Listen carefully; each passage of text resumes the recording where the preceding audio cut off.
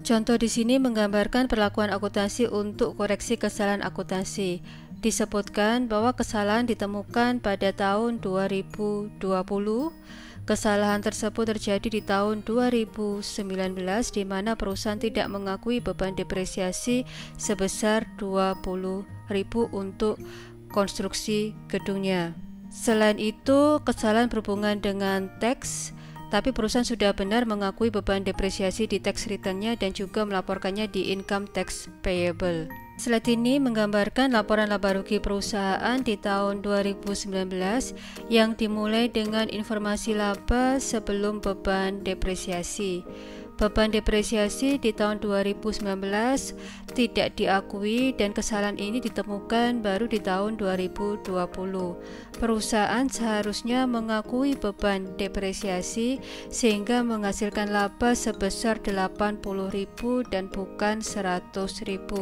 Berdasarkan ini, maka perusahaan melakukan salah saji di mana income sebelumnya diakui lebih tinggi daripada seharusnya.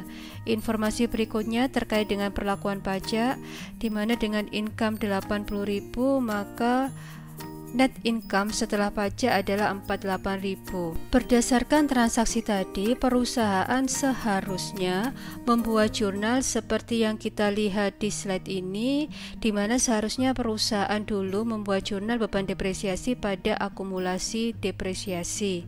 Namun perusahaan di periode sebelumnya tidak mencatat ini.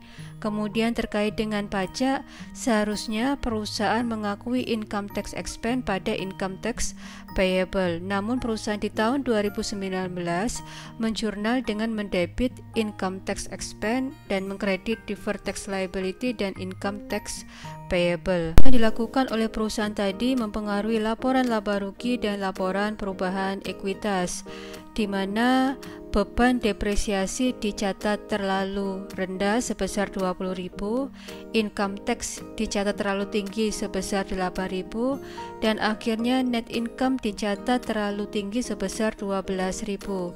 Di laporan posisi keuangan, akumulasi depresiasi dicatat terlalu rendah sebesar 20.000 dan deferred tax liability dicatat terlalu tinggi sebesar 8.000. Oleh sebab itu, pekerjaan kita selanjutnya adalah membuat jurnal koreksi di tahun 2020.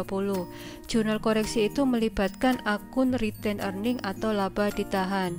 Dari pembahasan tadi, perusahaan belum mengakui beban depresiasi sebesar 20.000 dan belum mengakui income tax expense sebesar 32.000.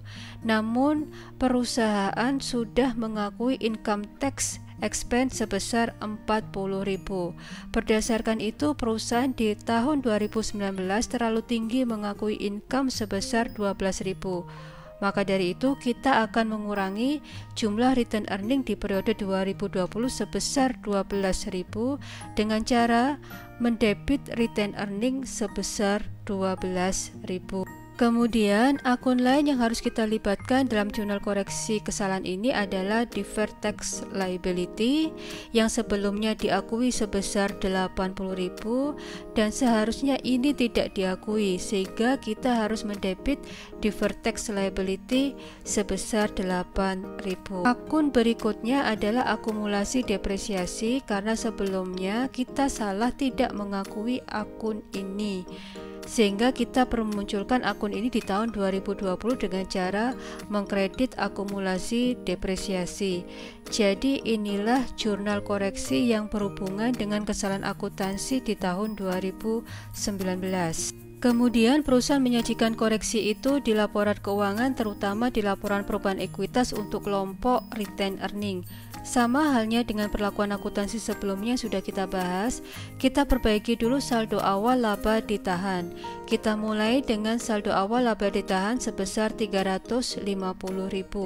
Kemudian terdapat koreksi kesalahan karena depresiasi tadi sebesar 20.000 dan yang berhubungan dengan income sebesar 8.000. Sehingga saldo laba ditahan sekarang berubah menjadi 338.000.